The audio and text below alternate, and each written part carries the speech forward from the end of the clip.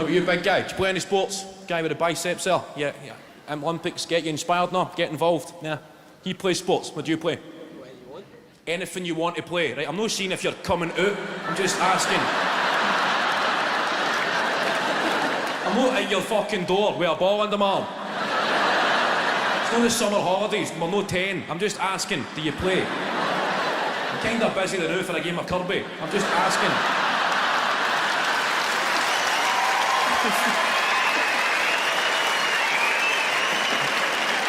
Anything you want to play, that's pushing down. We'll just play the computer. What's that in? Do you play computer games? No, you don't play. I gave up on them. I played COD. That's what my wee cousin said. Oh, you need to get COD. Call of Duty. I'll explain that to anybody over 40. It's the biggest selling computer game of all time. It's Call of Duty. The kids call it COD. I'll just explain that in case you ever get invited over for a game of COD and you show up with the wrong fucking stuff. Walk into your nephew's living room, start fucking slapping people.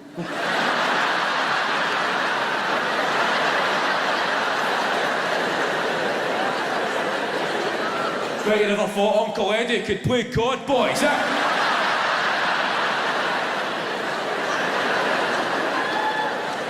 I was Old West of Scotland semi-finalist in the 80s at COD. Fucking love it. Still got it. After I still play smoked haddock. Same rules, different fish. That is fucking minging Uncle Eddie. Sorry about him, boys, he's a fucking fanny. I was always the PlayStation generation growing up. I was always terrified. You play COD these days, it's too real. It's a war game. You control this guy in a war zone. It's high definition graphics, there's a storyline. See, I'm used to the old days. You played a computer game and your guy would die.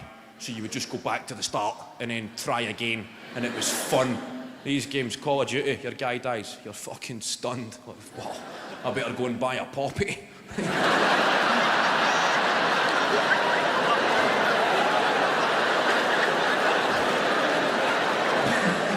You start to feel guilt. I better go and lay a wreath for this guy. Picture myself standing there. People saying, oh, who did you know? Oh, I knew a guy called Player One. The window cleaner came to my door for his money and I forgot to press pause. So you don't play much sport then, big guy? What's your name? Chris. Your name's Chris. Good man, Chris. I was always petrified of playing sport. When I was young, school, I blame the managers. That's the problem with youth development and football in this country. Go to your local playing fields on a Saturday morning and watch these guys who manage under 10s. Go if you've got a relative involved, otherwise it can look a bit dubious if you just sort of show up every week. I watch these guys. The guys they've got their initials stitched onto their tracksuit on the touchline. They've got an earpiece in so they can communicate to their assistant manager. He's sitting up in a fucking tree.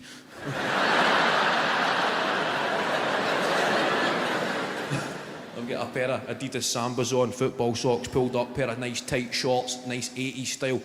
They're just screaming abuse. That's what put me on. Terrifying. These guys just going, Jamie, come inside. Just screaming, demoralising abuse at 9-year-olds. Come inside, son. Jamie, none of that fancy stuff. Ah, fuck you, Jamie. That's why your mum's an alky, you wee prick.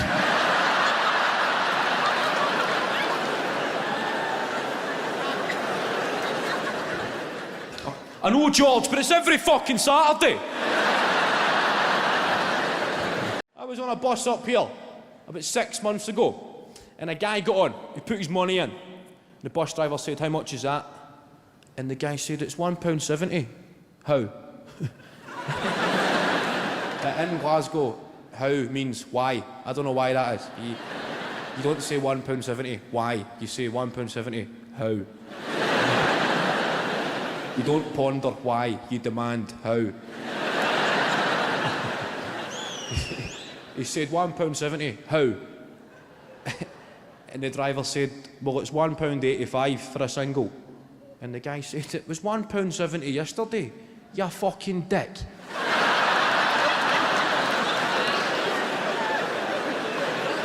Classic negotiation tactics. But the driver held his nerve and he said, well, it's £1.85 today, you fucking dick. It was good. So on public transport, you see a battle of the wits, like this. And the guy just lost it. He said, £1.85. I don't want to buy the fucking bus.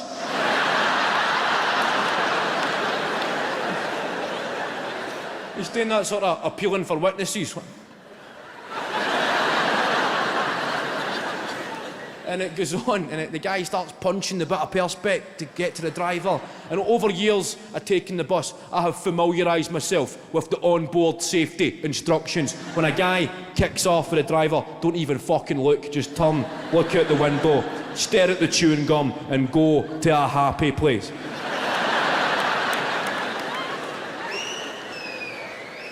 Have a bit of me time. I wonder how many fish fingers I've got in the freezer. I'm pretty sure I seen there were 3. Like, I need to stop eating odd numbers of fish fingers. That was inevitable. There was going to be 3 left. Now what the fuck am I going to do with 3 fish fingers? That's not a lunch or a tea. That's just no man's land. I'm going to have to have one of their Tuesday night dinners when you put a gammon steak and then just chuck the 3 fish fingers on as well.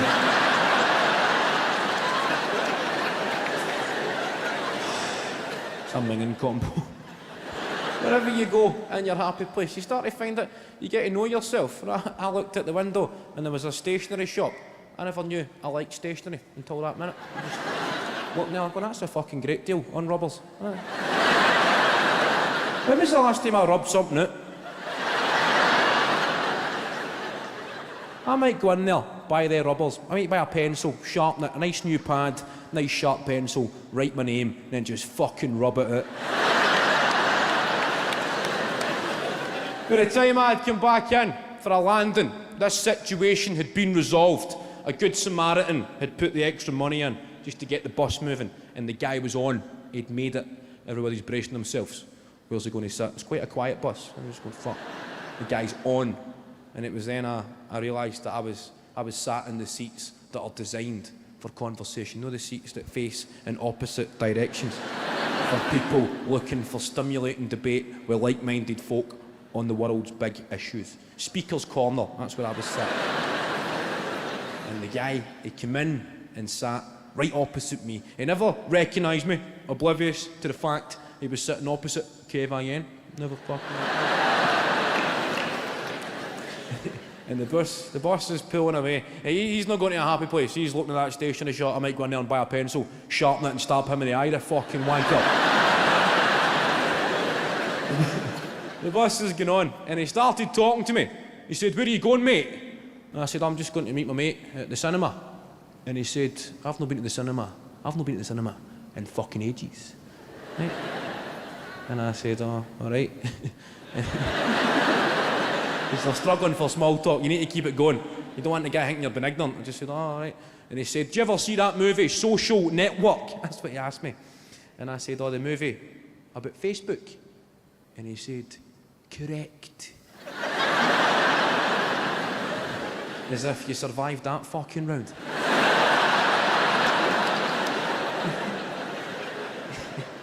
He said, that Mark Zuckerberg, he's worth billions, mate. And I said, oh, I can imagine. And he said, how? And I said, well, he's the owner of Facebook. And he said, aye, but how does that make money, mate? It's fucking free. And you don't laugh. The onboard safety instructions tell you, do not. In order to avoid a punctured lung, keep your face firmly on screensaver mode. Just... He said, if I was in charge of Facebook, mate, I'd be saying fucking quid a go. And it gave me a small sense of hometown pride when I realised the guy was serious. Small sense of hometown pride that there must be very few places in the world where Mark Zuckerberg would be offered financial advice from a guy who was 15 pence short for a single fucking bus.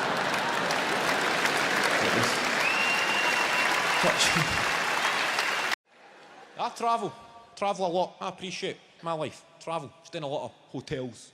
I've always got bad news for you. noticing that hotels also. Unfortunately, sir, the Wi-Fi is only available in the lobby area. Was it all right to masturbate in the lobby area?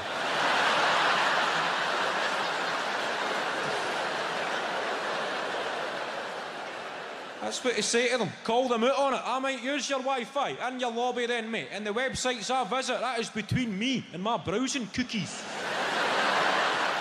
Your manager can deal with the inevitable negative reviews on TripAdvisor. Some stunned couple.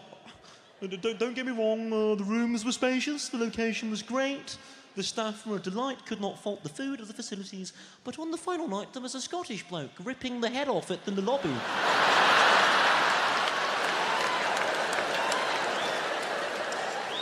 It was bloody disgusting, nothing subtle about it. He had his denims at his ankles, his feet on the coffee table. He was using both his hands at one point. He was shouting encouragement to himself. He then demanded housekeeping bring him a Hoover. It was rather bizarre. 2 stars. We won't be back. 2 stars. The Wi-Fi, it's fucking killing this world, innit? The internet, I'm trying to cut loose. I'm trying to stay offline, driving me fucking nuts. I like technology, I appreciate what the geeks have done in this world. Just don't like the person that I become. As soon as it fails, as soon as it stops working, it sends me fucking into a big angry primate. I've had too many of these rages. I'm quite a peaceful guy. Fucking laptop stopped searching for wireless networks a few weeks ago, right? I know that sounds a bit trivial, but that's enough to send me into a fucking piece of shit, fucking shouting at it. Because I'm so out of my depth trying to figure out. Your laptop breaks, you've got 2 options, Johnny. You can hand it in to where you bought it, or you can phone up the technical support line. What option did you choose, Johnny? In your own time, Johnny. Well, I phoned up, Johnny. You could hand it in, right? That's part of my problem. I know I need to hand this computer into fucking the Apple store to speak to Mark with a C with his wee Genius t-shirt on. Talking about his band. Yeah, we're called Skull Fracture. We're playing the unsigned Tina Part. His big stupid earlobes hanging down. Going to put your earrings back in, Mark, and stop putting people off calamari for life.